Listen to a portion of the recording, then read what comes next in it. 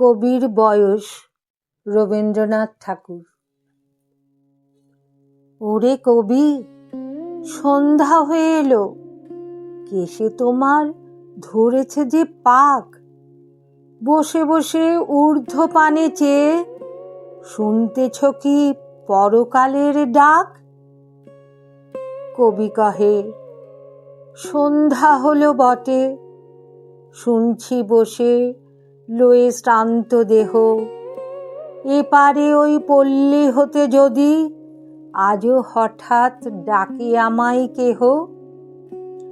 যদি হোথায় বকুল বনচ্ছায়ে মিলন ঘটে তরুণ তরুণীতে, দুটি আঁখির পরে দুইটি আঁখি মিলিতে চায় দুরন্ত সঙ্গীতে।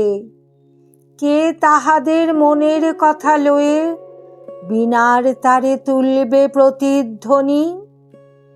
আমি যদি ভবের কূলে বসে পরকালের ভালো মন্দই গণি।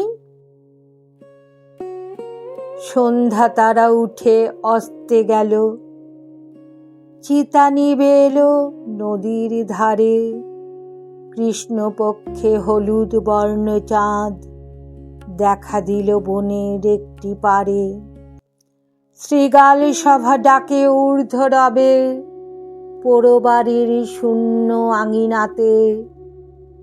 এমন কালে কোন গৃহত্যাগী হেথায় যদি জাগতে আসে রাতে, জোর হস্তে ঊর্ধ্বে তুলি মাথা চেয়ে দেখে সপ্ত ঋষির পানে। প্রাণের কূলে আঘাত করে ধীরে সুপ্তি সাগর শব্দবিহীন গানে। ত্রিভুবনের গোপন কথাখানি কে জাগিয়ে তুলবে তাহার মনে? আমি যদি আমার মুক্তি নিয়ে যুক্তি করি আপন গৃহকোণে। কেশে আমার পাগ ধরেছে বটে, তাহার পানে নজর এত কেন? পাড়ায় যত ছেলে এবং বুড়ো সবার আমি এক বয়সী যেন। ওষ্ঠে কারো সরল সাদা হাসি, কারো হাসি আঁখির কোণে কোণে। কারো অশ্রু উছলে পড়ে যায়, কারো অশ্রু শুকায় মনে মনে। কেউ বা থাকে ঘরের কোণে দোহে, জগৎ মাঝে কেউ বা হাঁকায় রথ।